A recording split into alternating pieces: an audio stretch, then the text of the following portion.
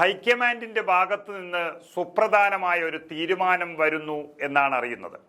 അതായത് DCC അധ്യക്ഷന്മാർ ഇനി തെരഞ്ഞെടുപ്പുകളിൽ മത്സരിക്കാൻ പാടില്ല എന്നുള്ളതാണ് ആ തീരുമാനം. ജില്ലാ കോൺഗ്രസ് അധ്യക്ഷന്മാരെ സ്ഥാനാർത്ഥിയാക്കുന്നതിൽ വിലക്കാൻ ഹൈക്കമാൻഡ് തയ്യാറാകുന്നു എന്നുള്ളതാണ് പുറത്തുവരുന്ന റിപ്പോർട്ട്. ലോക്സഭാ നിയമസഭാ തെരഞ്ഞെടുപ്പുകളിൽ സ്ഥാനാർത്ഥികളാക്കുന്നതിൽ നിന്നും വിലക്കാനാണ് ഹൈക്കമാൻഡ് ആലോചിക്കുന്നത്. സംഘടനയെ ശക്തിപ്പെടുത്തുന്നതിനും തെരഞ്ഞെടുപ്പുകൾക്ക് ചുക്കാൻ പിടിക്കുന്നതിനും മുഖ്യ ചുമതല ഇനി DCC അധ്യക്ഷന്മാർക്കാകും നൽകുകയെന്നും അവർ മത്സരിക്കുകയാണെങ്കിൽ സംഘടനാ പ്രവർത്തനം താളം തെറ്റുമെന്നുമാണ് ഹൈക്കമാൻഡ് പറയുന്നത്. അതുകൊണ്ട് DCC അധ്യക്ഷന്മാർക്ക് പൂർണ്ണമായും ചുമതല നൽകിക്കൊണ്ടുള്ള ഒരു രാഷ്ട്രീയ നീക്കമാണ് കോൺഗ്രസ് നേതൃത്വം നടത്താൻ പോകുന്നത്. ഇത് സംബന്ധിച്ച അന്തിമ തീരുമാനം അഹമ്മദാബാദിൽ ഏപ്രിൽ 8-9 തീയതികളിൽ നടക്കുന്ന AICC സമ്മേളനത്തിൽ ഉണ്ടാകും. എന്നാൽ ഇത് പൂർണ്ണമായും പ്രാവർത്തികമാക്കാൻ കഴിയുമോ എന്നുള്ളതാണ് പ്രധാനപ്പെട്ട ഒരു ചോദ്യം. കാരണം കേരളം തന്നെ എടുക്കാം. 14 ജില്ലാ പ്രസിഡന്റുമാരിൽ 10 പേരും മത്സരിപ്പിക്കാൻ കൊള്ളുന്നവരല്ല എന്നുള്ളത് എല്ലാവർക്കും അറിയാം.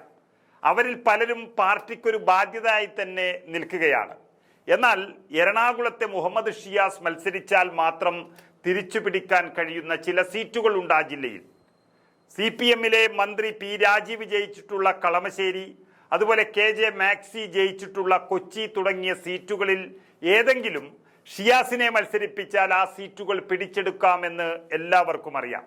അതുപോലെ തന്നെ കോഴിക്കോട്ടെ DCC അധ്യക്ഷൻ അഡ്വക്കേറ്റ് പ്രവീൺ കുമാർ മത്സരിച്ചാൽ CPM-ന്റെ കയ്യിലുള്ള കൊയിലാണ്ടിയോ അല്ല അദ്ദേഹം കഴിഞ്ഞ തവണ മത്സരിച്ച CPI-യുടെ കയ്യിലുള്ള നാദാപുരത്തോ ഇനി മത്സരിക്കുകയാണെങ്കിൽ ഏറ്റവും അധികം വിജയസാധ്യതയുള്ള ഒരു സ്ഥാനാർത്ഥിയാണ് അഡ്വക്കേറ്റ് പ്രവീൺ കുമാർ.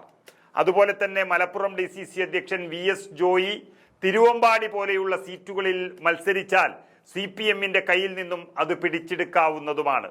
ഇത് രാഷ്ട്രീയ നിരീക്ഷകരൊക്കെ വിലയിരുത്തി കോൺഗ്രസിനടക്കമുള്ളവർക്ക് ഇതിന്റെ റിപ്പോർട്ട് വരെ നൽകിയതുമാണ്.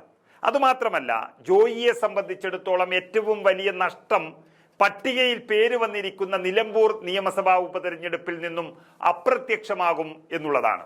അതുപോലെ തന്നെ കണ്ണൂരിലെ DCC അധ്യക്ഷൻ അഡ്വക്കേറ്റ് മാർട്ടിൻ ജോർജ് കഴിവ് തെളിയിച്ച ഒരു വ്യക്തിയാണെങ്കിലും അദ്ദേഹത്തിന് നൽകാൻ മണ്ഡലങ്ങളൊന്നും പാർട്ടി നോക്കിവെച്ചിട്ടില്ല എന്നുള്ളതാണ് മറ്റൊരു വസ്തുത. മറ്റു സംസ്ഥാനങ്ങളെ പോലെയല്ല കേരളം. വലിയ സംസ്ഥാനങ്ങളിലെല്ലാം നമുക്കറിയാം MLA എന്ന സ്ഥാനത്തിന് പുറമെ MLC എന്നൊരു സ്ഥാനം കൂടി സഭയിലുണ്ട്. അതായത് മെമ്പർ ഓഫ് ലെജിസ്ലേറ്റീവ് കൗൺസിലാണത്. പ്രതിനിധികൾ തെരഞ്ഞെടുക്കുന്ന സഭയാണത്, രാജ്യസഭ പോലെ. അങ്ങനെ സഭയിൽ എത്താനുള്ള ഒരു അവസരം കൂടി കേരളത്തിലെ DCC അധ്യക്ഷന്മാർക്കില്ല, അഥവാ DCC നേതാക്കന്മാർക്കില്ല എന്നത് വലിയൊരു പ്രശ്നമായി തന്നെ നിലനിൽക്കും. DCC അധ്യക്ഷന്റെ പേരിൽ മാത്രം അങ്ങനെയുള്ളൊരു അവസരം നഷ്ടപ്പെടുന്നത് അംഗീകരിക്കാൻ AICC സമ്മേളനം തയ്യാറാകുമോ എന്നാണ് ഇനി കണ്ടറിയേണ്ടത്. പക്ഷേ ഈ പറഞ്ഞ കേരളത്തിലെ ബാക്കിയുള്ള DCC അധ്യക്ഷന്മാരെ സംബന്ധിച്ചിടത്തോളം വളരെ നല്ല കാര്യമായിട്ടാണ് ഇത് കാണുന്നത്. കാരണം തെരഞ്ഞെടുപ്പിന്റെ ചുമതല പൂർണ്ണമായി ലഭിക്കുകയും ചെയ്യും. അതേസമയം മത്സരിച്ചു തോറ്റുപോയി എന്നുള്ള പേരുദോഷം ഉണ്ടാവുകയുമില്ല. DCC അധ്യക്ഷന്മാരായാൽ അത് നിയമസഭയിലേക്ക് മത്സരിക്കാനുള്ള ഒരു ചവിട്ടുപടിയായും അതിനപ്പുറം ഒരു അവകാശമായും ചിലർ കാണാറുമുണ്ട്. എന്നാൽ ഇനി അത് നടക്കില്ല.